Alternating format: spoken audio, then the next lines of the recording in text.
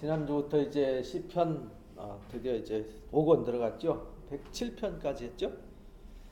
우리가 이제 107편 보면서 이제 105편, 6편 우리 역사시 어떤 지나왔던 하나님의 그 성실하심과 이스라엘 백성들의 그 삶의 모습들을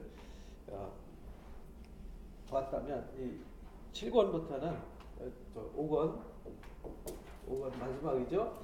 여기서 이제 하는 일은 결론으로 이제 가는 거죠. 마치 모세오경처럼 어떤 것의 시작부터 해서 과정을 거쳐서 마무리가 되듯이 이렇게 분리를 해놨습니다. 시편을. 근데 여기 5권에는 주로 이제 모든 것이 이제 찬송으로 결말이 나죠. 찬송으로. 그래서 이제 107편 시작부터 지난주 우리가 배웠던 것이 고난을 당하는 이유가 있었죠. 사막과 어떤 광야의 고난, 또는 이 흑암의 어떤 사슬에 매인 고난, 그 다음에 또 죄로 인한 고난, 또는 바다와 세상의 위협으로부터 오는 고난. 그래서 고난에 대한 이유를 설명하죠. 고난을 당하고 고난 이유를 설명하고 기도해요. 그러면 하나님이 응답을 주세요. 그러면 시편 기자는 찬송을 하게 되죠. 이런 구조로 우리가 이제 공부를 했어요. 지난주에 고난에 당하는 것에 대한 진술을 하는 거죠. 진술, 이유를 이런 고난이 있습니다. 그래서 이에 이제 우리 6절, 13절 뭐 이렇게 보면 그랬었잖아요. 이에 그들이 하나님 앞에 부르짖었더니 이렇게. 이에 그들이 근심 중에 하나님께 부르짖었더니 그 고통 소리를, 고난의 소리를 들으시고 응답하셨더라. 여기도 13절에도 이에 그들이 환난 중에 고통에서 구원하셨더라. 그래가지고 응답으로 이런 사망의 줄을 끌어 주셨고 바른 길로 인도해 주셨고, 또 여기 이제 19절에도 이에 그들이 고통 중에 하나님 앞에 부르짖음에 들으셨고 이게 그가 말씀을 보내어 그들을 고치셨다 이렇게 말하잖아요. 이에 그들이 계속 강조해요. 28절에도 이에 그들이 고통 때문에 하나님 앞에 부르짖음에 라는 것을 우리가 반복해서 4번의 반복된 기도 내용을 우리가 함께 나눌 수 있었어요. 그랬더니 하나님이 광풍을 바닷물을 잔잔케 하셔서 그들을 구원하신 이야기. 그래서 하나님을 찬양하자는 얘기가 하나님의 인자하심, 행하신 기적을 찬양하자라는 얘기로 우리가 이제 결론을 냈습니다. 그래서 하나님은 그 모든 결론을 내셔서 줄인 자로 말미암아 살게 하시고 밭에 파종할 수 있도록 복을 주시고 궁핍한 자를 고통 가운데 건져주시고 정직한 자를 하나님 돌아봐 주시고 한다는 것을 우리가 지금 107편을 공부했습니다. 이제 108편으로 넘어가는데 이 시편 108편은 재밌는 시예요. 이미 우리가 어디서 많이 봤던 시예요. 이건 57편 있죠. 시편 57편과 60편 시를 편집해서 갖다 붙인 시입니다. 하나님이여 내 마음이 정하였사오니 노래하며 내 마음을 다하여 찬양하리다. 이 시가 사실은 57편에 보면은 그 사울 왕한테 쫓겨다니면서 쓴 시 이렇게 돼 있잖아요. 여러분들 앞에서 배웠던 거 기억을 더듬어 보시면 사울을 피하여 굴에 있던 때에 이렇게 나왔잖아요. 거기 보면 57편 7절부터 내 마음이 확정되어 싸우니 깰지어다 소금아 비파야 깰지어다 새벽을 깨우리로다 하니 11절까지의 말씀을 그대로 따다가 붙였어요. 그리고 60편 여기 이제 에돔을 공격하고 나서 이렇게 나왔잖아요. 여기 보면은 다윗이 아람 나하라임과 아람 소바와 싸우는 중에 요압이 돌아와서 에돔을 소금골짜기에서 쳐서 2,000명을 죽인 때에 이렇게 있잖아요. 거기 이제 1절부터 5절까지의 말씀을 또 이제 그들이 그대로 갖다가 시편 8편에 갖다가 편집을 해놨습니다. 그래서 앞에서 이미 배웠던 찬양인데 그 두 가지를 하나는 쫓겨서 굴에 숨어가지고 위기에 있는 상황, 하나는 에돔을 쳐서 물리치고 승리했을 때의 시, 이 두 가지를 이제 묶어서 하나의 시를 만든 거예요. 그래서 하나님이여 내 마음을 정하고 정했사오니 내가 노래하며 나의 마음을 다해서 찬양하겠습니다. 왜 찬양하냐면 그 굴에 있어서 달달달 떨고 있을 때 죽음의 위기에서 하나님이 거기서 구원해 주셨잖아요. 우리는 이미 지나간 일을 보니까 하나님은 당연히 그렇게 지켜주실 거야 이렇게 믿지만 당시에 그 상황을 겪는 다윗은 죽을지 살지도 모르는 그 상황에서 쓴 시란 말이에요. 그러니까 그 막 이제 죽었다 끝났다라고 생각했을 때에 하나님이 거기서 구원해 주셨단 말이에요. 그러니까 다윗이 찬양할 수밖에. 그래서 비파야 수구마 깰지어다 내가 새벽을 깨우리로다 하면서 하나님을 찬양하고 또 찬양하는 거예요. 여호와여 내가 만민 중에서 주께 감사하며 문나라 중에서 주를 찬양하리라. 그래서 다윗은 그 57편에서 그 찬양한 그 내용 그대로 위기 속에서 구원받고 나서 기쁨으로 찬양을 한 거예요. 주의 인자하심이 하늘보다 높아요. 주의 진실함이 궁창에까지 이르러요. 그러니까 하나님의 인자하심이 다윗에게는요 말로 표현할 길이 없는 거예요. 정말 모든 것이 끝난 절망 속에서 구원받았을 때의 그 감격과 찬송은 말로 헤아릴 수 없는 거죠. 그 상황을 여기에 이제 쓴 거죠. 그러니까 이 시편 5권은 우리가 4권, 5권 여기는 이제 바벨론 포로에서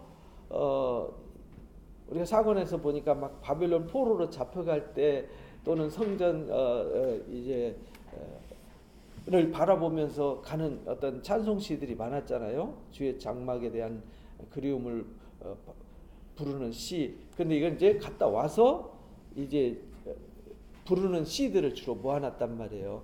그러니까 그 승리의 기쁨을 다윗이 마치 그렇게 승리했듯이 바빌론 포로에서 그들이 압제해서 돌아왔을 때 그 기쁨을 찬양하는 시 주로 계속 그래서 이제 시편 110편부터 메시아의 시로 시작해가지고 찬송시로 이제 이어가는 거예요. 하나님이여 주는 하늘 위에 높이 들리시며 주의 영광이 온 땅에 높임을 받기를 원합니다. 이건요 그 다윗의 그 위기 속에서 건진받은 사람들만 이 마음을 이해할 수 있고 이 감동을 이해할 수 있는 거예요. 그냥 누가 그러더라고요. 저는요 별로 감사한 것도 없고요. 별로 남들은 기쁘다 그러고 감사하다 그러는데 저는 기쁘고 감사한 게 없어요. 그래서 왜요? 그랬더니 자기는 뭐 건강하지요. 집안 별일 없고 다 평탄하고 직장 잘 다니고 뭐 돈 때문에 걱정 없고 사람 때문에 걱정 없고 뭐 다 잘 돼가지고 뭐 감사해서 별로 이렇게 저는 어려움이 없어서 감사를 뭐 모르겠어요. 그리고 사람들이 왜 눈물을 흘리며 기도하는지 잘 모르겠어요. 이해가 안 가요. 제가 그런 소리를 들었거든요. 아, 그럴 수도 있겠다. 왜냐하면 그 사람은 그걸 한 번도 안 겪어봤잖아요. 근데 그런 사람이 모든 걸 다 잃어버리고 욥처럼 다윗이 그랬잖아요. 다윗이 그냥 아버지 밑에서 양 키우면서 따뜻하고 편안하게 살았거든요. 근데 하나님 부르심 받고 기름 부음 받고 나서부터 사울 왕한테 계속 쫓겨다니는 처량한 신세가 되잖아요. 그런 상황이 안 돼 보면 모르는 거거든요. 그래서 모든 것을 잃어버려 보고 막 위기에 처했을 때 어려서부터 고난으로 다져진 사람들 있잖아요. 어려움을 겪으면서 막 이렇게 다져진 사람들은 조금 어떤 어려움이 와도 쉽게 이겨나가요. 근데 한 번도 어려움이라는 걸 몰랐어요. 겪어본 적이 없어요. 그런데 갑자기 어려워지잖아요. 너무 쉽게 무너져 버려요. 그걸 우리 현실 속에서 주변에서도 우리가 많이 보잖아요. 예를 들어서 우리가 막 어떤 고난이 왔을 때 막 목숨을 끊는 사람들 있잖아요. 자살하는 사람들 아니면 막 자살을 생각하는 사람들 이런 사람들은 한 번도 내가 위기를 안 겪어봤어요. 근데 위기 겪으니까 이제 모든 게 끝났다라고 생각하는 거죠. 그러나 어려서 늘 그렇게 산 사람 있잖아요. 맨날 그냥 막 실패하고 맨날 이리 부딪히고 저리 부딪히고 이리 치이고 저리 치이고 산전수전 공중전 다 겪은 사람들은 그러니라 하고 또 이 또한 지나가리, 이 또한 이겨나가리 이러면서 이겨나가잖아요. 그래서 이 인생은 잡초 같은 인생이 그래서 이 끈기가 있다는 거죠. 콩나물 인생 되지 말고 이 잡초 같은 인생 되라는 거죠. 세상에서 그렇게 가르치잖아요. 근데 성경에서는 다윗을 통해서 가르쳐 주시는 거예요. 그 아픔 속에서 결국 바벨론 포로로 끌려간 사람들은 남은 자들이잖아요. 남은 자들. 환난 가운데서 남은 자들이 하나님 말씀을 예레미야의 말씀대로 순종해서 바벨론으로 끌려가서 거기서 생활한 사람들이란 말이에요. 근데 거기서 그들이 하나님의 구원을 맛보고 감격하고 돌아오는 거잖아요. 바벨론의 그 압제와 고통, 위기, 거기로부터 구원받아 돌아올 때 그 기쁨은 말로 형용할 수가 없잖아요. 그 상황이 마치 다윗이 이 굴에 숨어가지고 달달달달 떨면서 죽을지 모르는 그 위기 속에서 구원함을 받았어요. 그 기쁨과 같았다는 거예요. 그래서 이렇게 다윗이 찬양했듯이 이 찬양을 57편 찬양을 여기다가 이렇게 편집해서 갖다가 붙여서 찬양을 하는 겁니다. 또 주께서 사랑하시는 자를 건지시기 위하여 우리에게 응답하사 오른손으로 구원해 주시기를 이제 기도한 거죠. 하나님이 그 성소에서 말씀하시되 내가 기뻐하리라, 내가 세겜을 나누며 숫꽃 골짜기를 측량하리라. 길르앗도 내 것이요 므낫세도 내 것이요 에브라임 내 머리에 투구요 유다는 나의 규다, 유다는 나의 자랑이다는 거죠. 자랑, 권세라는 거죠. 모압은 내 목욕통이다. 에돔은 내 신발을 벗어 던지며 블레셋 위에 내가 외치려 하셨도다. 그래서 하나님이 응답하셔서 지금 위기 속에서 에돔을 치고, 왜냐하면 아람 사람들 공격하는데 에돔 사람들이 뒤통수를 때린 거잖아요. 근데 이쪽과 싸우는 것도 힘든데 이쪽에서 뒤통수 때리니까 얼마나 어려웠겠어요. 근데 그 어려움 속에서 에돔을 물리치고 이겼어요. 그것이 시편 60편이었잖아요. 그 60편 내용을 여기다가 옮겨놓은 거예요. 하나님이 그런 속에서 구원해 주신 거죠. 다윗처럼 다윗이 위기에 있을 때 구원해 주셨고, 에돔의 그 위기로부터 아람과의 전쟁 속에서 구원해 주신 그 감격, 그 모든 것을 누가 하셨냐? 하나님이 하셨어요. 하나님이. 그러니까 하나님이 하신 그것을 이제 하나님이 이렇게 친히 사랑하시는 자에게 응답하셨어요. 하나님이 모든 것을 측량하셨다는 것은 계산하셨다는 거잖아요. 하나님이 다 알고 계산하셨어요. 그리고 에브라임과 므낫세가 요셉 지파, 북이스라엘 지파의 대표잖아요. 남유다 지파 대표가 유다 지파고, 그래서 온 이스라엘 이런 말입니다. 그들을 측량했다, 계산했다 이 말이에요. 목욕통이라는 말은, 목욕통은 때를 벗기고 씻는 곳이잖아요. 그런 씻는 곳이다. 내 신발을 벗어 던지는 곳이다.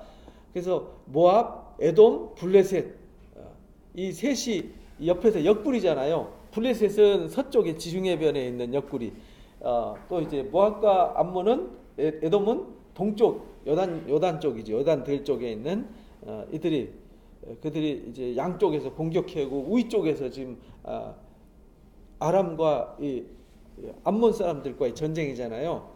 그 속에 그러니까 뺑 둘러싸여서 지금 전쟁하는 상황이죠. 그 상황 속에서 하나님이 구원해 주셨어요. 누가 나를 이끌어 견고한 성읍으로 인도해 드리며 누가 나를 에돔으로 인도할꼬. 하나님이여 주께서 우리를 버리지 아니하셨나이까. 하나님이여 주께서 우리의 군대들과 함께 나아가지 아니하시나이다. 그러니까 하나님 왜 우리를 이렇게 어렵게 합니까? 우리를 왜 이렇게 고난 가운데 내버려 두십니까? 사방이 원수들로 둘러싸여 가지고 너무 힘들고 어렵습니다 라고 부르짖는 거예요. 우리를 도와 대적을 치게 해주십시오. 사람의 구원은 헛됩니다. 사람의 구원이 아니라 우리는 하나님의 구원을 바랍니다. 왜냐하면 이들은 연합해서 자꾸 이제 이 다윗을 압박하고 힘들게 하니까. 그랬더니 하나님이, 우리가 하나님을 의지하고 용감히 행하리니 그는 우리의 대적들을 밟으실 자입니다. 그러니까 그런 위기 속에서 다윗이 이런 마음으로 하나님 앞에 기도하고 나아갔더니 에돔을 물리쳐 주셨어요. 하나님이 응답해 주신 거잖아요. 그래서 이 두 가지 상황을 묶어서 우리가 이제 이 시편 108편을 통해서 우리가 배워야 되고 또 우리에게 하시는 말씀의 의미는 뭐냐면,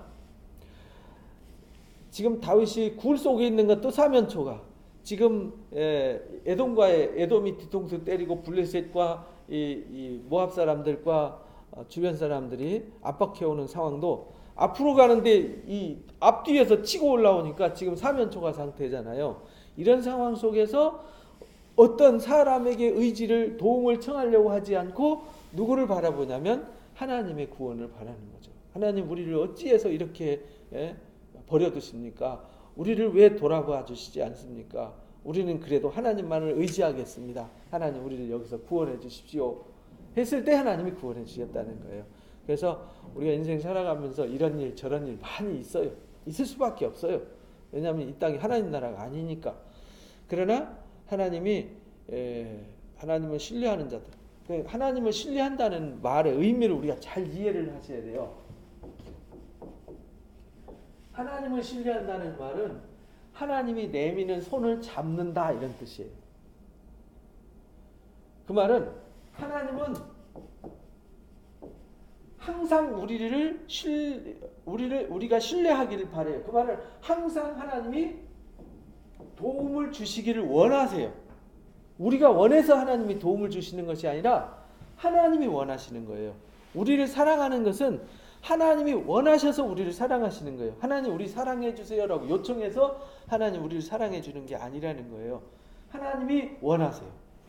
그래서 여기도 말씀 있잖아요. 너희가 나를 택한 것이 아니요 내가 너희를 택하여 세웠다.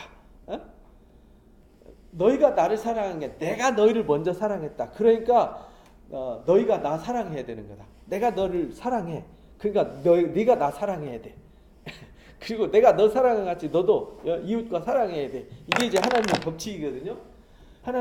근데 이 사람들이 하나님을 신뢰하지 않아요. 하나님의 내미는 도움의 손을 안 잡는다는 거예요. 안 붙잡으니까 하나님 도와줄 수가 없는 상황이 되는 거예요. 그래서 도움은 항상 있어요. 그래서 시편 121편 그 유명한 시가 있잖아요. 내가 산을 향하여 눈을 들리라. 나의 도움이 어디서 올꼬? 나의 도움은 어디서부터요? 천지를 지으신, 쉽게 말하면 모든 만물의 창조자요, 주관자요, 경영자 되신 모든 힘과 도움의 근원 되신 하나님께로부터다. 하나님은 우리를 실족시키지 않아요. 우리를 지키시는 이가 졸지도 않아요. 이스라엘 지키시는 이는 졸지도 주무시지도 않아요. 여호와는 우리를 지키시는 분이에요. 우리가 하나님 앞에 지켜주세요 하는 것이 아니라 하나님이 자원해서 오셔서 우리를 사랑하시고 지켜주시는 분이에요.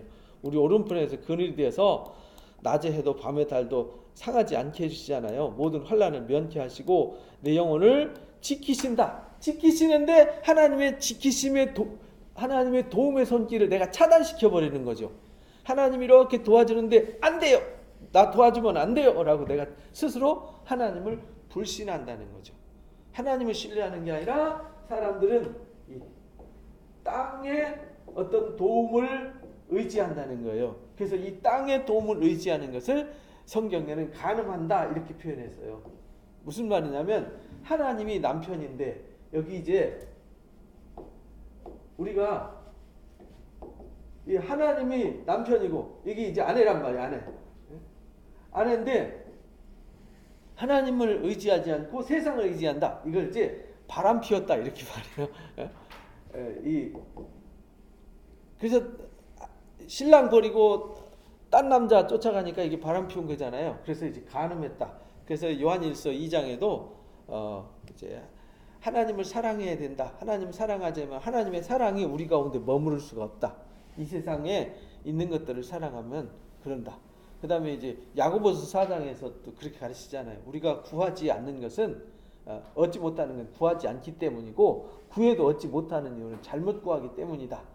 그리고 세상과 짝하는 것, 이렇게 세상을 사랑하는 것이 곧 간음하는 거다. 이렇게 이제 가르쳤어요. 그래서 여호와께서 지금부터 영원까지 나와 함께하고 나를 도와주기를 원하시는데 이걸 우리가 그 원함을 깨닫지를 못한다는 거예요. 그래서 시편 108편에서 그걸 우리에게 가르쳐 주셨어요. 하나님은 우리를 도와주시기를 원하세요. 그러니까 우리가 하나님이 도와주기를 원하는데 이 세상이 우리를 힘들게 하잖아요. 근데 세상이라는 단어가 하나님의 은총이 떠나버린 하나님이 없는 곳을 말하는 거잖아요. 하나님 없는 사람들이 이기적이고 탐욕적인 사람들의 관계 속에서 결국은 우리가 고난당하는 것이 뭐 때문에 고난당하냐면 사람 때문에 고난당하는 거잖아요. 지나가는 벌레가 강아지가 나를 힘들게 하지 않잖아요. 나를 피곤하게 하고 힘들게 하는 건 사람이란 말이에요. 그러니까 이게 세상에 사람들이 나를 힘들게 하는 거죠. 근데 사람이 뭔가에 영향을 받잖아요. 근데 영향이 여기서부터 온다는 거죠. 그래서 여기서 나오는 것이 뭐냐면 탐욕이라는 거예요. 탐욕, 이기심. 결국 여기서 만들어지는 것이 미움이고 시기고 질투고 다툼이고 원망이고 불평이고 저주고 이런 것이 있다라는 겁니다. 그래서 이걸 이제 우리 가르치는 거죠. 자, 시편 109편은 또 이게 아주 이 성경에 유일하게 나오는 저주의 찬양이에요. 저주의 찬양시. 저주의 시. 좀 익숙치 않죠? 저주의 시. 아니 기쁨으로 찬양하거나 뭐 이렇게 해야 되는데 원수를 막 저주해요. 저주하는 얘기. 내가 찬양하는 하나님이여 잠잠하지 마십시오. 시작부터 좀 범상치가 않죠? 잠잠하지 마십시오. 가만히 계시지 말고 가서 저는 확 한 대 때려 주십시오. 이런 말이거든요. 잠잠하지 마십시오. 왜냐하면 이 시를 쓰는 사람이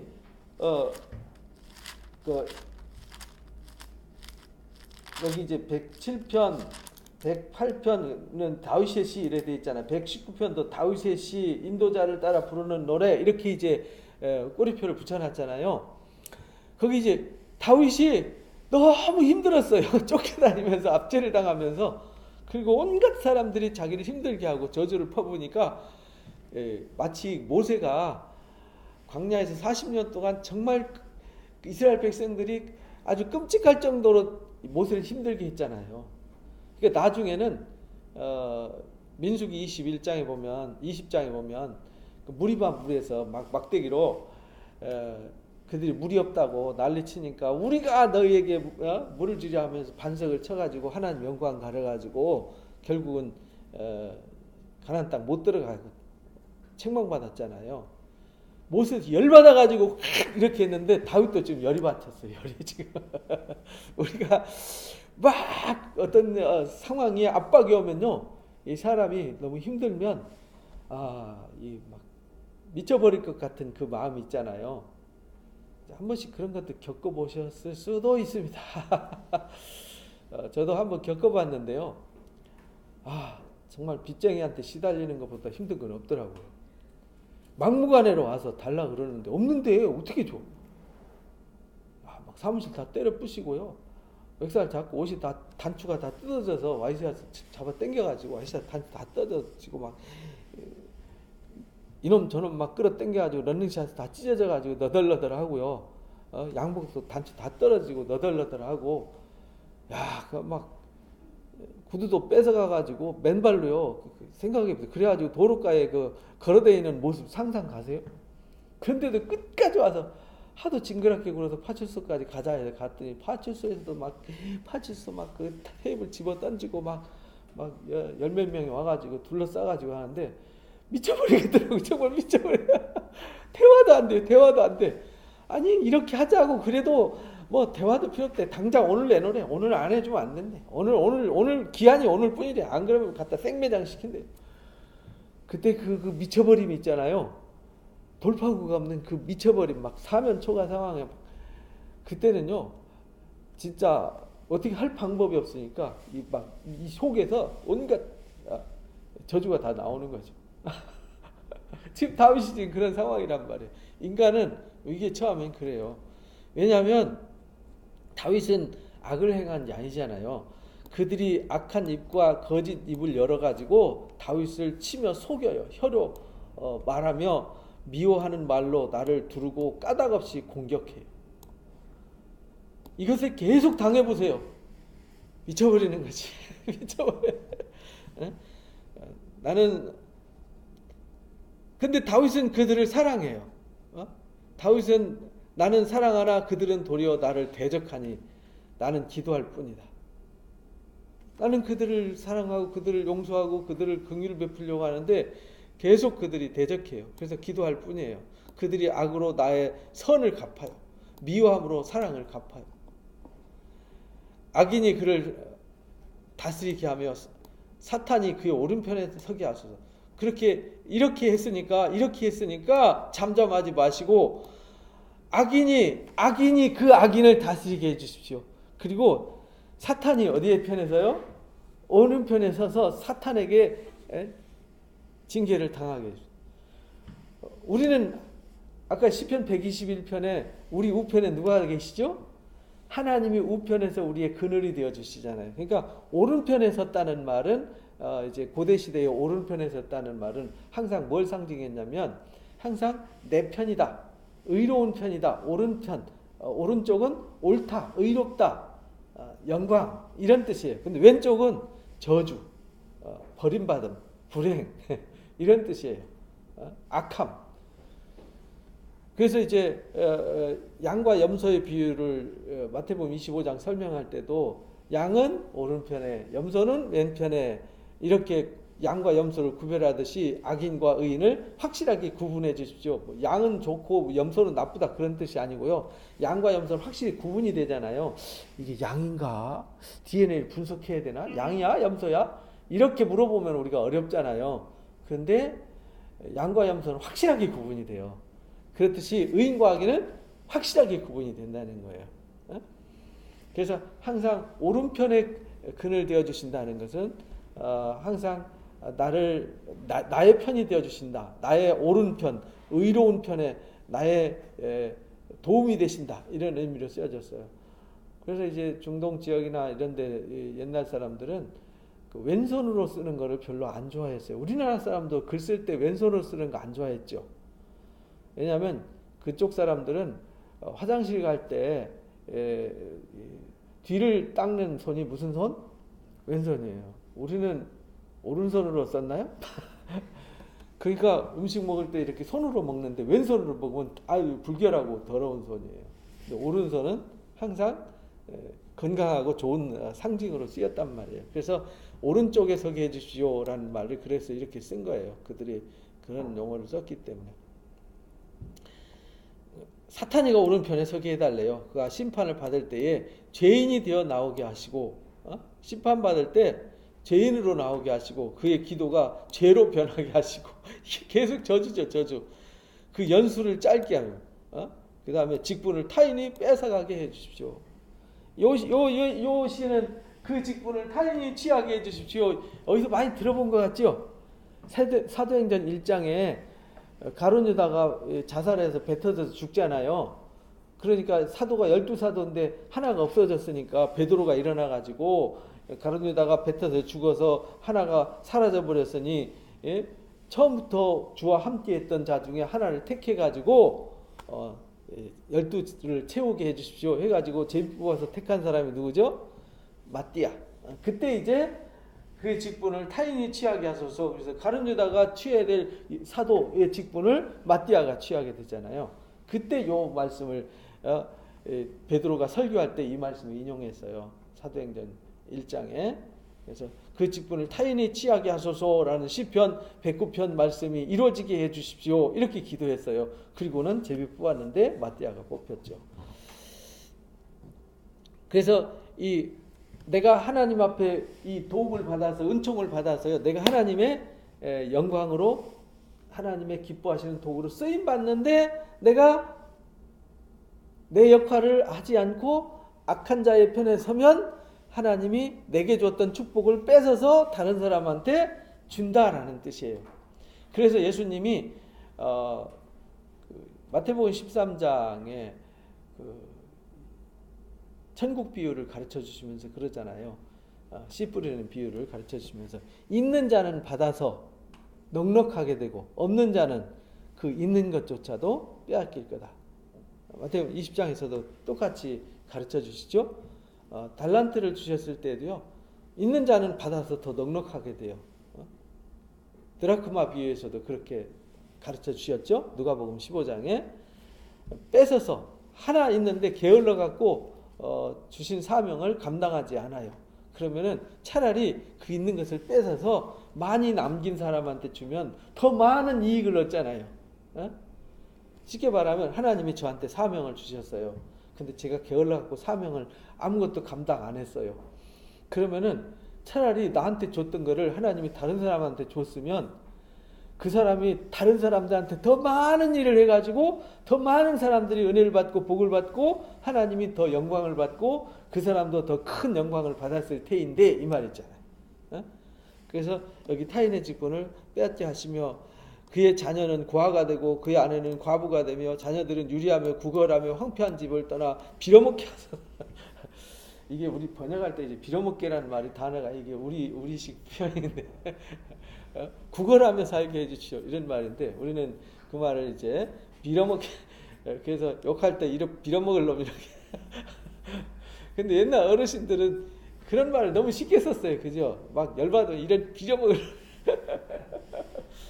사실은 이게 저주인데, 그죠?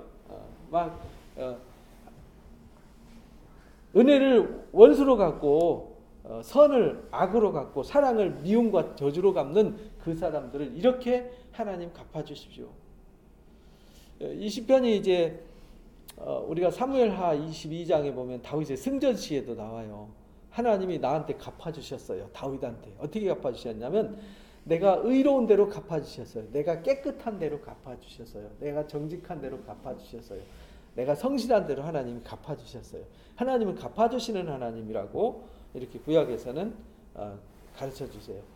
그래서 갚아주시되 이 악한 사람들 대적자들에게는 이렇게 하나님 저주로 갚아주십시오라고 다윗이 지금 아주 사방에 우겨쌈을 당해서 고통을 받는 그런 상황 속에서 지금 2절에 말씀하셨던 대로 여기 3절에 나를 두르고 까닭없이 공격하기 때문에 이들에게 저주를 갚아주십시오.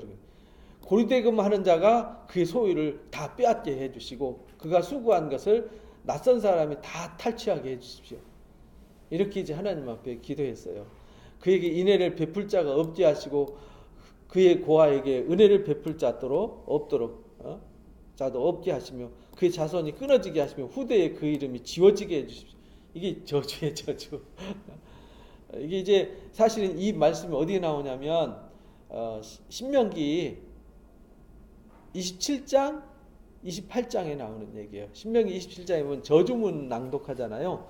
저주문 낭독할 때 부모를 공경하지 않고 부모를에게 대적하는 자, 부모를 욕되게 하는 자는 저주받을지어다. 아멘 하라 그러고 하나님 말씀을 지키지 않는 자들은 저주받을지어다 그러면 아멘 하고 간음하는 자들에게 살인하는 자들에게 저주받을지어다 하면 아멘 하라 이렇게 권했던 것이 신명기 27장이란 말이에요. 그리고 이제 신명기 28장에 1절부터 14절까지는 순종하는 자에게는 모든 민족 위에 뛰어나게 하시고 들어가도 복을 받고 나가도 복을 받고 떡반죽 그릇이 수고한 것이 다 복을 받게 해주시고 머리가 될지언정 꼬리가 되지 않게 해주시고 꾸어질지언정 꾸는 자가 되지 않게 해주시라는 축복의 메시지 순종하면. 그러나 15절부터 끝절까지 하나님 말씀을 불순종하는 자들은 저주를 받을지어다 해요. 그 얘기가 사실은 이 시편 109편 얘기가 그대로 나오는 겁니다. 여호와는 그의 조상들의 죄악을 기억하시며 그의 어머니의 죄를 지워버리지 말. 그러니까 그들이 쌓은 죄가 다 그들에게 돌아가게 해주십시오. 마태복음 12장에 예수님이 그들이 선을 쌓으면 선한 것을 내고 악을 쌓으면 악한 것을 낸다 그랬잖아요. 그래서 각자 뿌린 대로 심판받는다. 로마서 2장에서도 그렇게 가르치죠. 그러니까 여기서 이제 저주하는 내용이 그런 내용입니다. 그들이 뿌린 것 그들이 다 이렇게 거두게 해주십시오. 조상들이 그들이 오랫동안 뿌려왔던 것 막 그렇잖아요. 자기 혼자 행복하겠다고 남을 불행하게 막 만들고 남을 불행에 밀어넣은 사람들은 정말 남의 행복을 다 뺏어간 거잖아요. 우리 인생이라는 거는 우리에게 행복 추구권을 주셨거든요. 요즘 민주주의 사회에서 우리 헌법에도 나왔잖아요. 우리 개인의 행복에 권리가 있어요. 나 자신이 내가 원하는 행복을 내가 누리고 주장할 수 있는 권리가 있어요. 이게 헌법에서도 보장하는 거잖아요. 그 헌법이 어디서 나왔냐? 성경에서 나온 거예요. 내가 사랑받을 권리가 있고 행복할 권리가 있어요. 근데 누가 그걸 빼앗아갈 수가 없는 거예요. 그런데 자기 행복하겠다고 내 행복을 뺏어가잖아요. 그래서 요즘 결혼해가지고 아이를 낳니 못 낳니 하는 문제도요. 결혼해가지고 여자 혼자서 아기 낳아가지고 여자 혼자 살림 다 하고 여자 혼자 직장 다니고 살림까지 다 하고 막 남편 수발까지 드는 건 이건 너무하다. 막 이래갖고 이제 말이 많잖아요. 그래서 요즘 남자들이 변해가지고 이제 설거지 되고 막 뭐 기저귀도 갈아주고 목욕도 시켜주고 이제 바뀌지만 옛날에는 남자들 그런 거 하면 큰일 나는 줄 알았거든요. 남자들이 설거지하면요 남성성을 잃어버린다고 얼마나 야단을 맞았는지 몰라요. 저희 세대도 그렇게 가르침 받았어요. 부엌에 가면요, 에이 남자들은 부엌에 오는 거 아니야 이렇게. 부엌에 설거지하면은 무슨 남자가 설거지를 하냐고 막 야단치고 막 이러셨어요. 참 좀 이해가 안 가는 일이었는데 어쨌든 옛날에 그랬어요. 그래서 어머니들이 죽도록 고생하셨죠.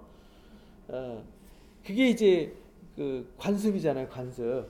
그러니까 엄마가 행복할 권리를 남편이 안 도와줌으로 빼앗겨 버린 거잖아요. 그러니까 나도 행복할 권리 있다, 너도 도와라. 요즘 그렇게 이제 주장하는 시대가 되었잖아요. 그처럼 여기 이제 옛날에는 우리가 그렇게 살았지만 이제 옛날에는 요즘 북한이 그렇죠. 김정은이 혼자와 그 권력자들이 행복하겠다고 그 백성들은 다 지금 폐렴에 걸리고 막 가난과 기근에 막 시달리고 있잖아요. 자기들 권력을 유지하기 위해서 밑에 백성들의 피를 빨아먹는 거 이건 악한 거잖아요. 그래서 그런 것들을 그들에게 다 갚아주십시오. 역사책 보면 우리가 그런 일들 엄청 많죠. 옛날에 그 봉건사에서 소작인들을 이 지주가 소작인들을 착취해가지고 그가 뭐 가물어가지고 농사 못 지었어요. 예를 들어서 쌀 10가마를 갖다가 이 지주한테 갖다 바쳐야 돼요. 왜냐하면 지주 땅을 이용해서 내가 벌어먹었으니까. 근데 가물고 안 가물고 병충해 있고 없고 상관없이 무조건 10가마를 갖다 줘야 돼요. 근데 그걸 못 갚아요. 그러면요 자기 몸을 갖다가 바쳐야 돼요. 이런 게 그 봉건사에 아주 폐해였잖아요. 악한 거죠. 근데 성경에도 그런 얘기가 나와요. 요즘 우리 새벽 예배 이제 이사야 말씀을 나눌 때 그 얘기가 나오는데 지도자들이 자기들 배부르려고요 막 세금을 막 강탈하고 막 꼬간 돈을 못 갚으면은 막 그들을 노예로 삼고 이렇게 했단 말이에요. 고아나 과부나 상관하지 않고요 약자들 상관하지 않고 그리고 수탈을 했어요. 그런 사람들의 죄는 그들에게 다 갚아주십시오. 사실 그런 의미거든요. 근데 지금 다윗은 대적자라 그러면은 주로 다윗의 대적이 누구였냐면 사울 왕. 그 다음에 블레셋, 모압, 에돔, 암몬, 그 다음에 아람, 그 다음에 그 북쪽에 있는 대적자들이었잖아요. 그런 대적자들을 또 원수들에게 갚아주십시오. 그 죄악을 항상 하나님 앞에 있게 하사 그들의 기억을 땅에서 끊어주십시오. 그가 인자를 베풀 일을 생각하지 아니하고 가난하고 궁핍한 자와 마음이 상한 자를 핍박해서 죽이려 했기 때문입니다. 그래서 이제 그들을 왜 저주하냐면 그들이 하나님의 인자를 베풀지 않았어요. 긍휼을 베풀지 않았어요. 궁핍하고 마음이 상한 자를 오히려 핍박하고 죽였어요. 그러니까 하나님 그들을 저주해 주십시오. 이렇게 이제 그 말은 저주해 주십시오. 우리가 이제 저주라는 것도 우리 앞에서 공부를 했었죠.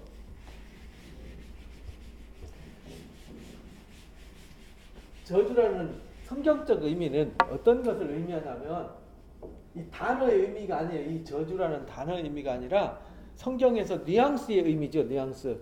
풍기는 의미가 뭐냐면 하나님의 보호, 도움, 사랑 긍휼 이것을 철회해 주세요 이 말이에요. 그것을 신명기 31장에는 뭐라고 말하냐면 하나님이 숨으신다. 하나님이 얼굴을 감추신다.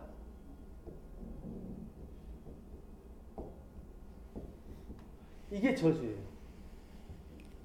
그러니까 우리가 이 땅 사는 건 뭘로 사냐면 하나님의 요 상황을 하나님의 은혜 이렇게 말해요. 우리가 사는 게 하나님의 은혜로 살거든요. 하나님의 은혜로 사는데 하나님 은혜를 철회해 주세요. 이게 저주예요. 하나님의 은혜가 철회되는, 쉽게 말하면 지금 불빛이 있으니까 밝잖아요. 어? 불이 켜져 있어서 지금 화나단 말이에요. 하나님 이 불 꺼주세요 이 말이에요. 불 꺼주면 어떻게 되죠? 캄캄하잖아요. 그걸 저주라 그래요.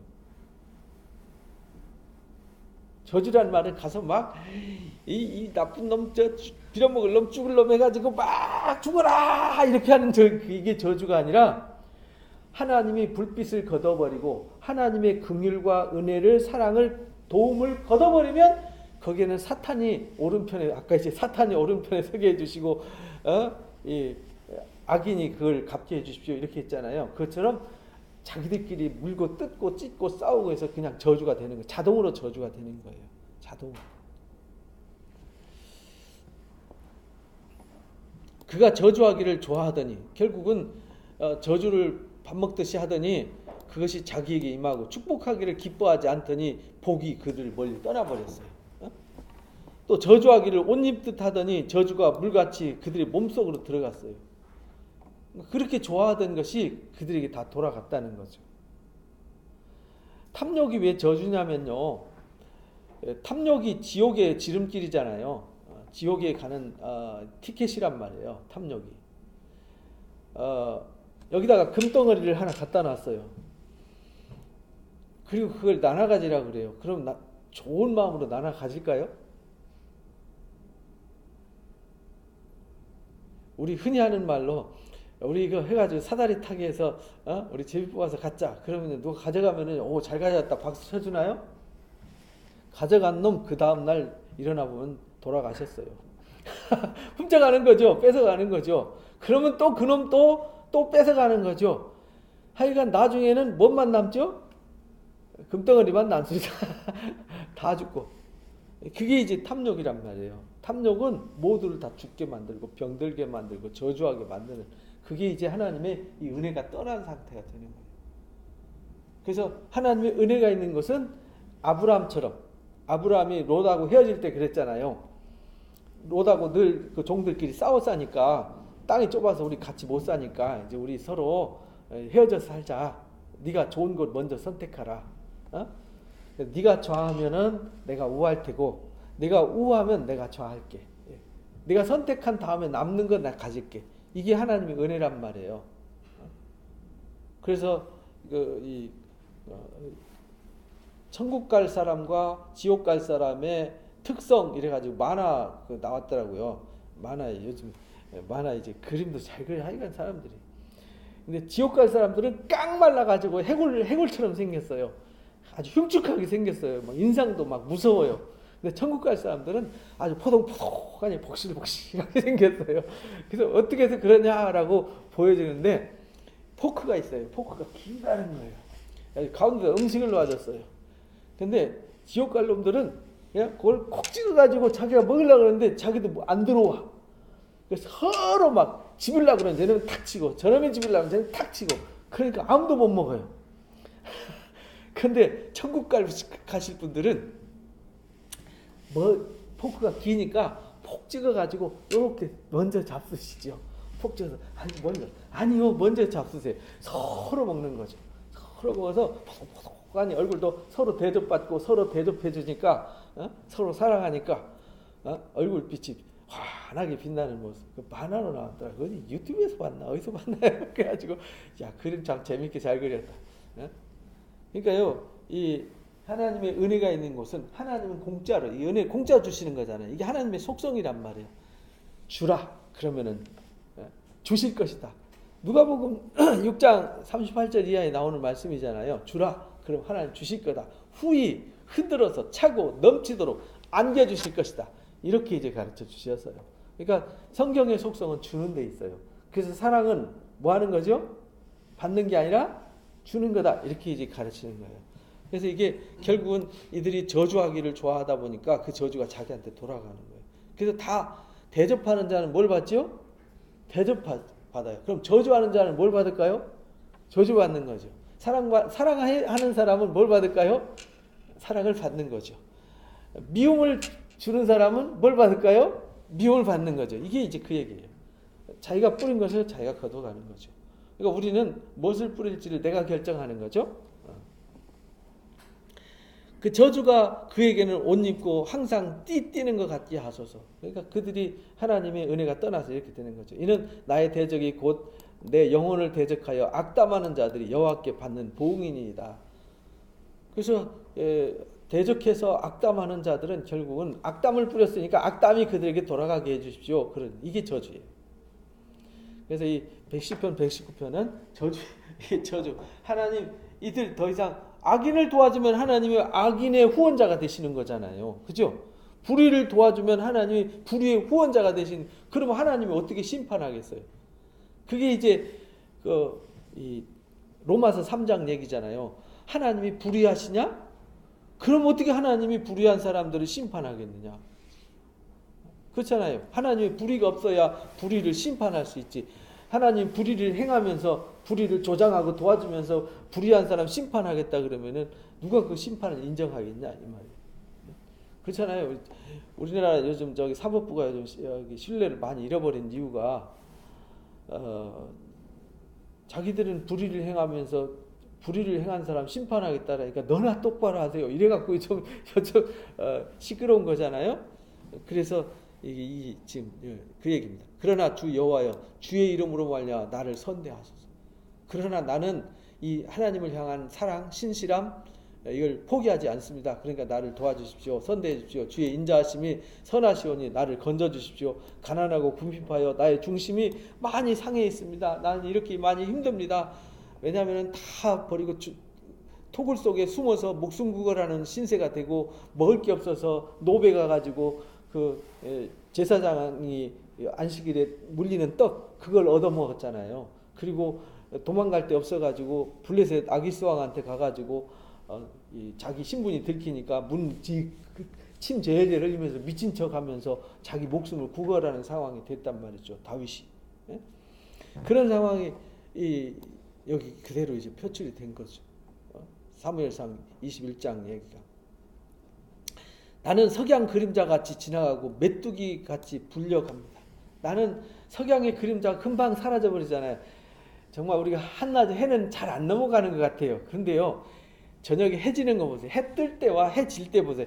해 뜰 때 보면은 제가 이제 해마다 1월 1일 날 이렇게 해맞이 가서 막 새해를 각오를 다지고 막 이렇게 했었는데 또 갈릴리 바다 뭐 이런데 가가지고요 해 뜨는 장면 오늘 보면은 그 광야에서 해 뜨는 장면 보려고 광야 해 뜨는 장면이 기가 막히거든요.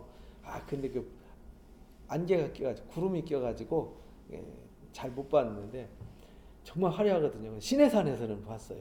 정말 멋있어요. 근데 금방 해가 떴는데 뽕 하고 올라가요. 뽕 하고 올라가고. 해질 때도요. 금방 여기 매달려 있던 것 같은데 금방 푹 꺼져요. 그것처럼 석양의 그림자처럼 쉽게 사라진다. 내 인생이 그만큼 약해 있다라는 것을 강조하는 거죠. 메뚜기가 바람에 휘 불려가잖아요. 그것처럼 나는 힘없는 연약한 존재입니다. 그래서 하나님 앞에 금식하며 엎드려 기도하죠. 금식함으로 내 무릎이 흔들리며 내 육체는 수쳐갑니다.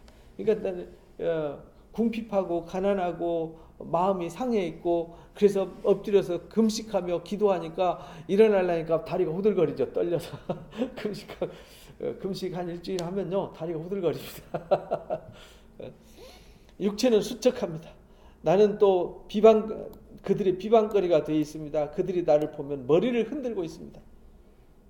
다윗이 잘못한 게 없는데 이런 상태가 됐단 말이죠. 악한 사람들 때문에. 악한 사람들이 탐욕으로 다윗의 위치를 뺏어가려고 그러는 거잖아요. 다윗의 권세를 뺏어가기 위해서. 여호와 나의 하나님이여 나를 도우시고 주의 인자하심을 따라 나를 구원하소서. 하나님의 이 악한 사람들은 저주해 주시고 이 은혜를 거둬 주시고 나는 저주가 아니라 복을 주십시오 말이잖아요. 하나님 나에게 그 인자하심과 긍휼과 은혜를 베풀어 주십시오 이런 말입니다. 이것이 주의 손이 하신 일인 줄을 그들이 알게 해 주십시오. 하나님 내가 이렇게 궁핍하고 가난하고 금식해서 다리가 후들거리고 바람에 불려가는 메뚜기가 있고 금방 꺼져버리는 석양의 그림자 같은 상황이지만은 하나님이 나에게 인자와 긍휼을 베푸셔서 하나님이 나에게 일하셨다는 사실을 보여주시고 증명해 주십시오. 그래서 오늘 우리도 마찬가지거든요. 우리는 부족하잖아요. 연약하잖아요. 그러나 하나님 나에게 은혜를 베푸셔서 하나님이 나와 함께 하신다는 사실을 보여주시고 증명해 주십시오. 그들이 알게 하소서 주 여호와께서 이를 행하셨나이다. 그들은 내게 저주하여도 주님은 나한테 복을 주십시오. 그들은 일어나야 할 때에 수치를 당할지라도 주의 종은 즐거워하겠습니다. 나의 대적들이 욕을 옷 입듯 하게 하시며 자기 수치를 겉옷같이 입게 하소서. 내가 입으로 여호와께 크게 감사하며 많은 사람 중에서 찬송하겠습니다. 그러니까 나를 통해서 하나님 나의 하나님 되심을 내가 하나님만을 신뢰하고 의뢰했더니 하나님 내게 은혜 베푸셨음을 저들이 보고 알게 해주십시오. 그 얘기가 내내 신명기에 다 기록되어 있는 거거든요. 그가 궁핍한 자의 오른쪽에 서사 그의 영혼을 심판하려는 자들에게서 구원하실 것임이로다. 궁핍한 자 다윗이죠. 다윗처럼 하나님을 신뢰하고 의지하는 자. 아직은 힘들어요. 의지가 없어요. 그러나 의지할 때 하나님이 오른쪽에 서셔서 내 그늘이 되어주시고 나를 위해서 졸지도 아니하시고 주무시지도 아니하시고 밤에 달도 낮에 해도 상치 아니하시고 지금부터 영원토록 나를 지켜주십시오. 시편 121편 아까 봤던 말씀처럼 그렇게 하나님이 나를 사랑한다는 사실을 이 저주받을 사람들한테 보여주시고 증명해 주십시오. 그리고 이들은 저주의 씨를 뿌렸으니까 그들은 당연히 저주의 열매를 거두게 해 주십시오. 이런 말입니다. 이게 이제 시편 109편의 저주의 씨 이야기입니다. 자, 그리고 이제 110편부터 이제 주제가 이제 확 바뀌기 시작해요. 이제 하나님의 도우심과 은혜를 찬양하는 하나님의 승리의 시인데 그 승리의 시의 첫 편이 뭐냐면 메시아 시예요. 메시아 찬송 시. 여호와께서 내 주께 말씀하시기를 이렇게 말했잖아요. 여호와께서 내 주께. 그래서 다윗이 당시에 왕이잖아요. 왕보다 더 큰 이가 없잖아요. 그러니까 하나님께서 다윗이 말하는 주에게 그럼 그 누군가가 있지 않느냐 이 말이죠. 그게 누구냐면 주님이시라는 거예요. 그래서 예수님이 바리새인들하고 싸울 때 다윗이 주께서 내 주께라고 말했기 때문에 그건 하나님이 아니라 누군가 다른 사람을 얘기하는 거 아니냐. 다윗이 자기가 왕인데 또 누군가를 주라고 말한다는 얘기는 다윗 자신을 가리키는 건 아니지 않느냐. 그게 누구냐? 예수님이다. 이렇게 가르치는 거예요. 그래서 이 시편 말씀대로 예수님이 내가 원수들로 내 발판이 되기, 발등상이라고 되어 있는데 발판으로 이제 번역이 바뀌었죠. 내 발등상이 되게 하기까지 너는 내 오른편에 앉아 있으라. 그래서 예수님이 십자가에서 승리하시고 하나님 보좌 우편에 앉으셔서 지금 계시잖아요. 언제까지? 원수를 발등상 삼을 때까지, 발판 삼을 때까지. 그 말은 짓밟아서 원수를 뭐 할 때까지? 심판할 때까지. 사탄을 잡아서 불못에 던질 때까지. 그게 이제 창세기 3장 15절에 뱀의 머리를 뭐 할 때까지? 밟을 때까지. 그 얘기예요. 그때까지 앉아있으라 하였도다. 그래서 이게 예수님이 마태복음 22장에 보면 이 말씀을 하셨어요. 바리새인들과 논쟁을 하잖아요. 부활 논쟁하고 계명이 어느 계명이 큽니까 할 때 이 두 계명 하나님을 사랑하고 이웃을 사랑하는 것이 온 율법과 선지자의 강령이다. 이렇게 말하면 너는 묻잖아요. 바리새인들이 모였을 때 예수께서 그들에게 묻되 바리새인들한테 모였을 때 바리새인들한테 반론을 해요. 예수님이 너희는 그리스도에 대해서 어떻게 생각하냐? 누구 자손이냐? 이렇게 물어요. 그때 이르시되 그러면 다윗의 자손이니이다 이렇게 말해 바리새인들이. 메시아는 그리스도가 메시아잖아요. 메시아는 다윗의 자손입니다. 이렇게 그들은 알고 있어요. 왜 구약 성경에 그렇게 얘기를 하니까. 이르시되 그러면 다윗이 성령에 감동되어 어찌 그리스도를 주라고 칭할 수 있냐? 주께서 내 주께 이르시되 내가 내 원수를 내 발 아래 둘 때까지 내 우편에 앉아 있으라 하였도다 하였느니라. 다윗이 그리스도를 주라 칭하였은즉 어찌 그 자손이 되겠느냐? 그러니까 아무 말도 못했더라. 이렇게 얘기하잖아요. 이 얘기가 사도행전 베드로가 사도행전 2장에서 예수님에 대한 설교를 할 때 예수님을 소개할 때 이 말씀을 똑같이 소개를 한단 말이에요. 그래서 예수님이 사망에 잡혀 있을 수가 없어요. 그렇죠? 그래서 사망에서 일으켜서 하나님 보좌 우편에 앉아 있어요. 언제까지? 마귀를 심판할 때까지. 그게 이제 사도행전 2장에. 그 다음에 요 얘기가 제일 많이 인용된 데가 어디냐? 히브리서예요. 히브리서 1장에 그렇게 말하잖아요.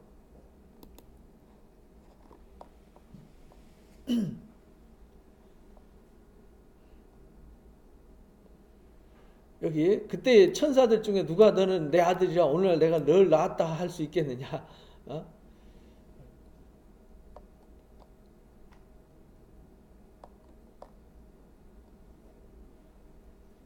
여기 어느 때의 천사 중에 누구에게 내가 내 원수로 내 발등상이 되기까지 너는 내 우편에 앉아 있으라고 한 적이 있냐? 이 말씀을 똑같이 인용해서 하잖아요. 그 다음에 5장과 7장에 멜기세덱의 반차를 쫓는 제사장 얘기를 오늘 본문 말씀을 또 인용해서 똑같이 말해요.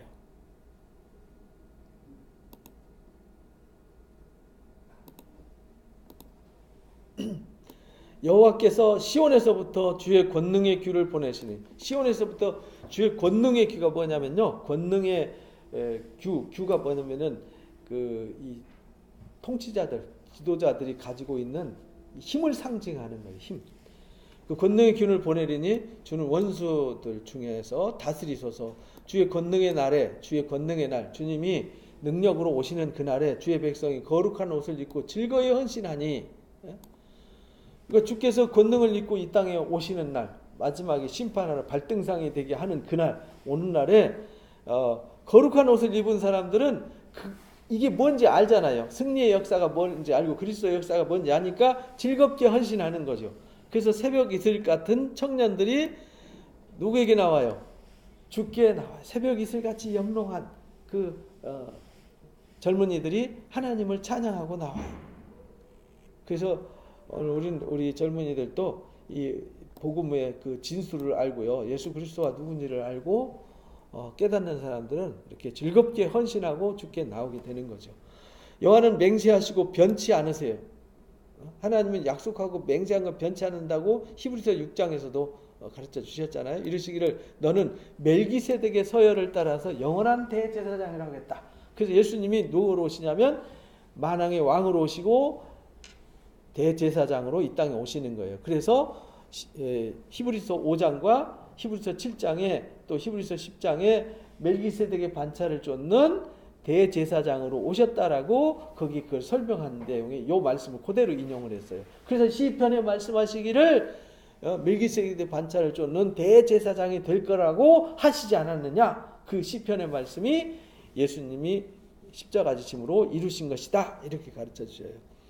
그래서 주의 오른편에 계신 주께서 주의 오른편에 계신 주 그게 누구냐면 앞에 주는 하나님이고요. 오른편에 계신 주는 예수님이에요. 하나님께서 오른편에 있는 하나님 오른편에는 예수님께서 그의 노하시는 날이 뭐냐? 마지막 심판의 날 그날이 왕들을 쳐서 깨뜨리실 것이다. 왕들이 누구냐면 대적자들이죠. 대적자들 사탄. 이걸 마지막에 심판할 것을 예고하신 거예요. 문나라를 심판하여 시체로 가득하게 여러 나라의 머리를 쳐서 깨뜨리시며 길가의 시냇물을 마심으로 그 머리를 드시리로다. 이렇게 하나님이 영광을 나타내실 것이다 라는 메시아 승리의 시.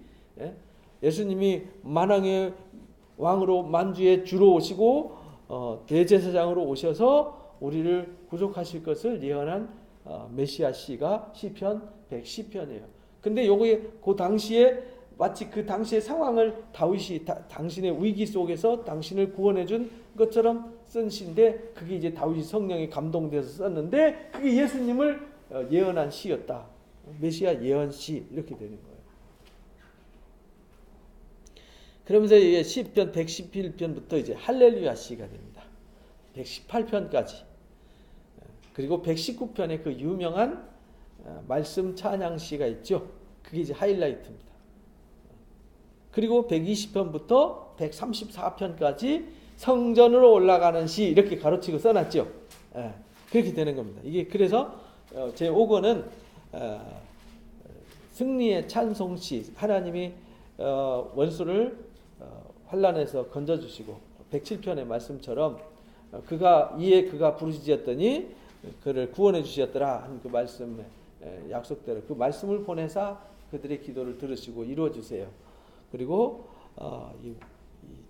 다윗이 어떤 사면 초가의 상황에서 승리케 하세요.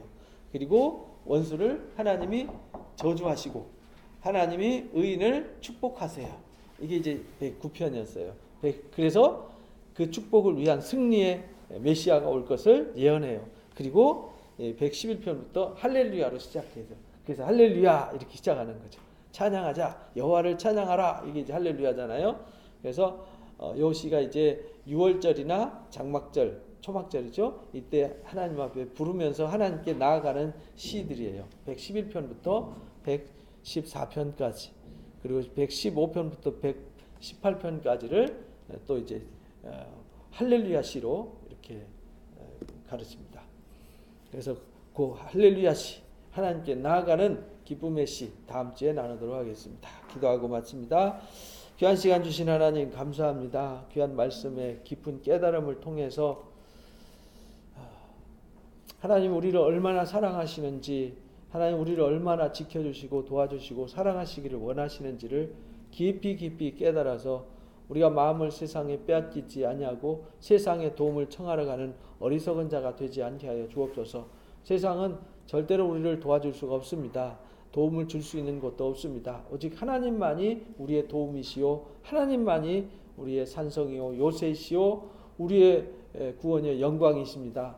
다윗이 그렇게 하나님을 전적으로 신뢰할 때 하나님이 구원하셨듯이 우리도 그 구원과 영광을 목격하는 자가 되게 하여 주옵소서. 감사합니다. 찬송 영광 받아 주옵소서. 예수님의 이름으로 감사하며 기도합나이다. 아멘. 맞습니다. 수고했습니다.